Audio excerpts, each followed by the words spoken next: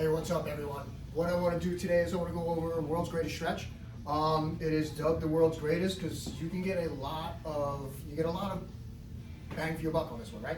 So all you need to do, and I'm using the racetrack here. I'm going to use that as kind of like you would use the fit mat for split jerking and stuff.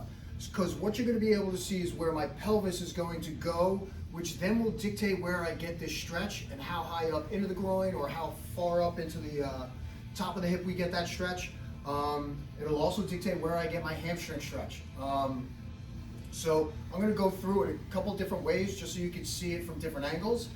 You can see where I'm going to compensate for my pelvis moving. That will show you different musculature that is tight and not moving well. So first things first, you know what, I don't want to use it.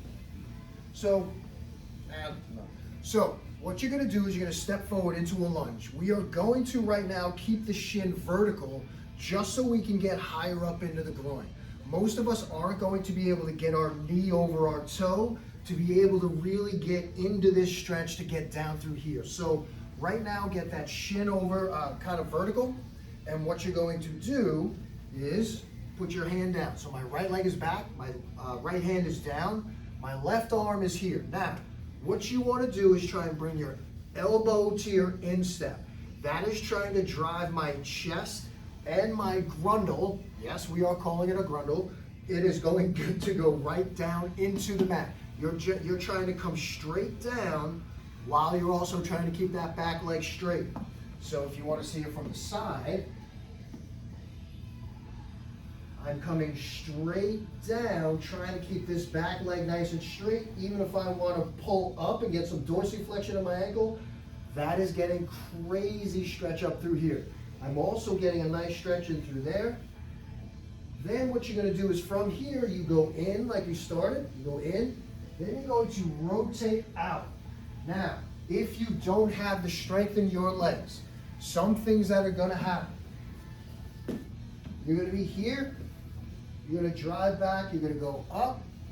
Oh, that feels really good. Now, if I don't have enough mobility, what happens is I already start out here because I tried to get into the position, but I don't have enough mobility in my hip, in the front of this hip, to be able to get my pelvis down. So I end up sitting in here like this to try and get in. Now, we could do that. That'll get a good stretch to this leg. But if you just drop that in, know where you are in your mobility of your body. It's your responsibility to know where you are. Don't try to overdo it and be like the person next to you or try to be like somebody on Instagram or anything. Find your position and work on your position. As you drive in, open up. Hand comes down and you are going to sit back.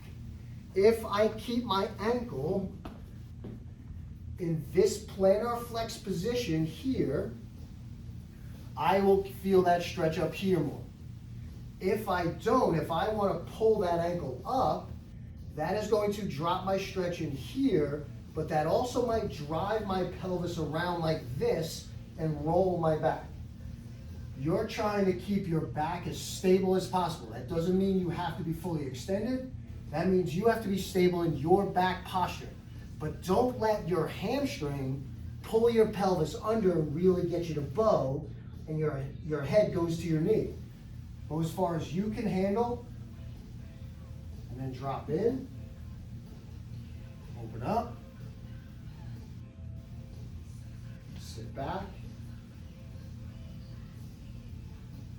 and play around with your position.